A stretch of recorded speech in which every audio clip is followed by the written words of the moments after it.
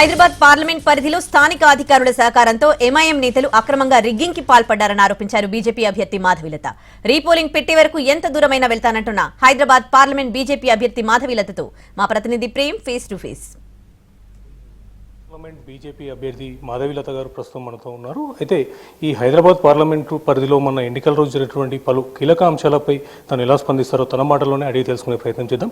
Madam చెప్పండి, ముఖ్యంగా Hyderabad parliament పరిధిలో గతంలో ఎన్నడూ లేని విధంగా కూడా ఈసారి మొట్టమొదటిసారి ఎక్కువ పోలింగ్ శాతం కూడా నమోదైంది. దీంతో పాటుగా కూడా ముఖ్యంగా చెప్పాలంటే మీరు ఏదైతే పార్లమెంట్ బూతుల్లో తిరుగుతున్న సమయంలో కూడా ఒక ముస్లిం మైనారిటీకి సంబంధించిన ఒక మహిళా బుర్కాకు సంబంధించినటువంటి అంశం ఎక్కువగా ఇప్పుడు విమర్శలకు దారితీస్తుంది. దాంతోపాటుగా కూడా మీపై పలు కేసులు కూడా జరిగినట్టుగా కూడా తెలుస్తుంది. దీనిపై మీరు ఎలా స్పందిస్తున్నారు? ఒకటి, మనం అందరం చాలా గుర్తుపెట్టుకోవాల్సిన విషయం ఏంటంటే, మీరు ఏ పోలింగ్ పర్సంటేజ్ అయితే పెరిగిందనుకుంటున్నారో రాష్ట్రంలో అందరూ జాగ్రత్తగా చూడవలసింది ఏంటంటే, ఎలక్షన్ కమిషన్ వాళ్ళు మధ్యాహ్నము సాయంత్రము రకరకాల టైములలో ఎంత పర్సంటేజ్ పోలింగ్ అయ్యింది అనేది చూపిస్తూనే ఉన్నారు. దరిదాపు మీకు 4-4.5 ప్రాంతంలో మీకు 37% మాత్రమే పోలింగ్ అయ్యింది.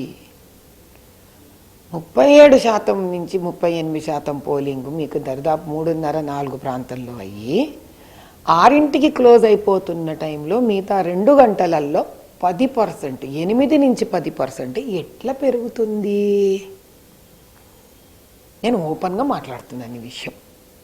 ఎట్లా పెరుగుతుంది? It is called humanly impossible. అయితే మొత్తానికి చెప్పండి, ఎంఐఎం పార్టీకి సంబంధించినటువంటి నేతలు రిగ్గింగ్ చేశారని చెప్పేసి కూడా మీరు పలుమార్లు ఆరోపిస్తున్నారు. దానికి సంబంధించినటువంటి పలు వీడియోలు కూడా సోషల్ మీడియాలో వైరల్ అవుతున్నాయి. అయితే దీనికి సంబంధించి మీరు ఎవరికైతే కంప్లైంట్ చేశారో లేదంటే దీనిపై మీరు ఎలా పోరాడబోతున్నారో చెప్పండి. ఖచ్చితంగా రిగ్గింగ్ జరిగింది. నేనే ఉన్నాను అక్కడ. రిగ్గింగ్ జరిగినప్పుడు పోలీసులు తలుపులు తీయమని మొరాయించుకున్నారు. ఏం చేసినా నేను 45 నిమిషాలు నిలబడితే, ఫస్ట్ ఆశ్చర్యకరమైన విషయం ఏంటంటే, ముందు పోలీసులే లేరు అక్కడ. నేను వెళ్ళినప్పుడు వాళ్ళు తలుపులు వేసేసుకున్నారు. మేము తలుపులు బాదాం, బయట గేట్ తలుపులు. హ్యాపీగా లోపల నుంచి కిటికీ తలుపు తెరుచుకొని వాళ్ళు వచ్చేది మేమే వీడియో తీసాం. ఎవరో కదా, నేనే తీసాను ఆ వీడియో. మనుషులు ఉన్నారు లోపల అని నన్ను చూసి పరిగెత్తుకుంటూ పోలీసులు వచ్చారు. పోలీసులు నిన్న నన్ను వెంటాడుతూనే ఉన్నారు. మన ఎలక్షన్ డే అంతా నన్ను వెంటాడుతూనే ఉన్నారు వాళ్ళు. అప్పుడు నన్ను చూసి పరిగెత్తుకుంటూ వచ్చారు. ఎంతసేపటికి? సుమారు 15-20 నిమిషాలకి. ఎవ్వరు పోలీస్ బందోబస్తు కూడా లేకుండా ఒక కార్పొరేటర్ ఇంట్లో, polling booth number 40 Riyasat Nagar Chandrayan గుట్టలో కార్పొరేటర్ ఇంట్లో పెట్టారయ్యా పోలింగ్ బూత్. పైన ఇల్లుంది వాడిది, కింద పోలింగ్ బూత్. ఇది ఎక్కడ, ఏ ఎలక్షన్ రూల్స్లో ఇది ఉంది? ఇది ధర్మము. అయితే ఇదే అంశానికి సంబంధించి బుర్కాకు సంబంధించిన అంశంలో కూడా మీ మీద కేసులు కూడా జరిగాయి. ఈ కేసులు మీరు ఎలా చూస్తున్నారు? ఇప్పుడు కేసు పెట్టేవాడిది ఏముందండి? వాడికి ఏమైనా న్యాయము ధర్మము అవసరం ఉందా? న్యాయం ధర్మం కావాల్సిన వాడు ఫేస్ మాస్క్ చెక్ చెయ్యకూడదు అని అనడు కదా ఫస్ట్ ఆఫ్ ఆల్.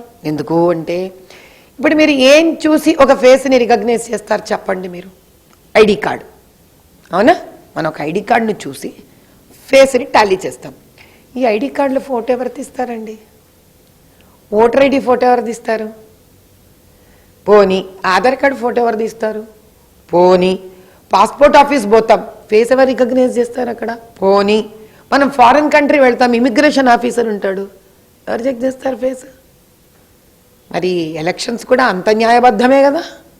మీరు ఫేసులు చెక్ చేయకుండా, రికగ్నైజ్ చేయకుండా చేస్తారు. అందుకే సంతోష్నగర్ కాలనీ, యాకత్పుర, గోల్డెన్ జూబ్లీలో 16 ఏళ్ల పిల్ల వచ్చి ఓటు గుద్దింది 2 ఓట్లు. దాటి 41A ఇవ్వకుండా అమ్మనానికి ఇచ్చి పంపించేసినారు ఆ పిల్లని. ఇంత ముఖం, ఇంత కలిసిపోయినారా? 3:30 టైంలో నేను చౌరస్తా దగ్గరికి వచ్చేసరికి విక్టోరియా హోటల్ దగ్గర 8,000 మంది నా కారు నాపేశారు, అటాక్ చేశారు. మంచి మర్యాద లేకుండా, ఒక స్త్రీ అని కూడా లేకుండా. ఆ భాష ఏంటి? ఆ నోట్లోంచి అసభ్యకరమైన భాష ఏమిటి అసలు? ఏంటంటే అసలు ఇది భారతదేశమా? ఇక్కడ 144 సెక్షన్ ఉండదా అండి ఇక్కడ? అంటే ఇక్కడ పోలీసులు వాళ్ళకి కావాల్సినట్టు ఆ నిమిషంలో పోలీసు చూస్తున్నాడు కదా, 144 సెక్షన్ పెట్టట్లేదు. అమ్మ నా ఊతులు నోటుకొచ్చిన భాష మాట్లాడుతున్నాడు స్త్రీ పట్ల. పో నేనేమని అంటున్నానా? బయటకు వచ్చాను, కారు దగ్గర నేను నిలబడుకొని ఉన్నాను. ఎందుకని? నేను ఫర్దర్ వెళితే రోడ్ క్రాస్ చేస్తే ఎక్కడ రిగ్గింగ్ ఆగిపోతుందో ఆమె అటాక్ చేయడానికి వచ్చారు. అక్కడ ముస్లిం స్లోగన్స్ అరిచారండి, ఎంఐఎం స్లోగన్స్ అరిచారు వాళ్ళు. కమ్యూనల్ రైట్స్ ఎవరండి చేస్తున్నది? అయితే చెప్పండి, రిగ్గింగ్ చేసి గెలిచే గెలుపు కూడా ఒక గెలుపు అని చెప్పేసి మీరు అంటారు. అయితే ఈ రిగ్గింగ్ వల్ల ఖచ్చితంగా ఇప్పుడు ఎంఐఎం గెలవబోతుందని మీరు అనుకుంటున్నారు? ఏమి అనుకోను, గెలిచే ఛాన్స్ లేదు. అవసరమైతే రీపోలింగ్ పెట్టించుకుంటాం. ఎంత దూరం అన్నా వెళుతా, అవసరమైతే రీపోలింగ్ని మళ్ళీ పెట్టించుకుంటాం. మేము న్యాయంగా ఈసారి సీటు గెలుచుకునేంత వరకు ఇక్కడ రిజల్ట్స్ కూడా ఎలా వస్తాయో చూస్తాను నేను. అయితే రిగ్గింగ్ అంశాన్ని పక్కన పెడితే ఖచ్చితంగా గతంలో బద్ధశత్రువుగా ఉన్నటువంటి ఎంబీటీ పార్టీ ఈ రోజు ఎంఐఎంకి సపోర్ట్ చేస్తూ కూడా వారి యొక్క ఓట్ బ్యాంక్ను కూడా పూర్తి స్థాయిలో ఎంఐఎం వైపు కూడా టర్న్ చేసిందని కూడా చెప్పుకుంటారు. అయితే ఈ ఎంబీటీ పార్టీ కలిసి వారి యొక్క ఓట్ బ్యాంక్ కూడా ఎంఐఎంకి పడడం వల్ల వాళ్ళు గెలిచే అవకాశాలు లేదంటారా?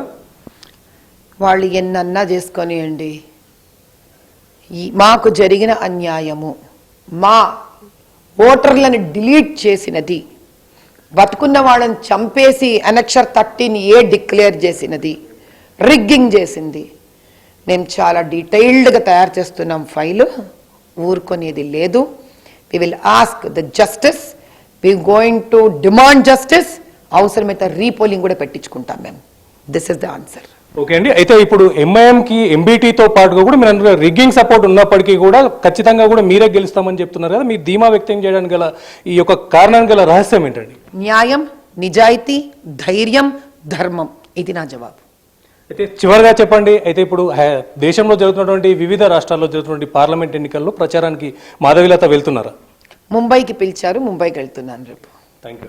అయితే చూస్తున్నాం మన హైదరాబాద్లో జరిగినటువంటి పార్లమెంట్ ఎన్నికల్లో ముఖ్యంగా ఎంఐఎం సంబంధించినటువంటి నేతలు రూడ్గా బిహేవ్ చేస్తూనే పూర్తి స్థాయిలో రిగ్గింగ్ కూడా పాల్పడ్డట్టుగా మాధవీలత ఆరోపిస్తున్నారు. దానికి సంబంధించినటువంటి వీడియో ఫుటేజ్లు కూడా సోషల్ మీడియాకు రిలీజ్ చేయడంతో పాటుగా కూడా ఖచ్చితంగా అక్కడ ఉన్నటువంటి స్థానికంగా ఉన్నటువంటి పోలీస్ అధికారులు అలాగే ఎన్నికలకు సంబంధించినటువంటి మరికొంతమంది అధికారులు కూడా చూస్తూ నిమిత్త మాత్రంగా ఊరుకున్నారని చెప్పేసి వాళ్ళపైన కూడా ఉన్నత స్థాయి అధికారులకు కంప్లైంట్ చేయబోతున్నారని చెప్పేసి కూడా మాధవీలత తెలియజేస్తున్నారు. కెమెరా పర్సన్ నవీన్తో ప్రేమ్ కుమార్, ఎన్టీవీ.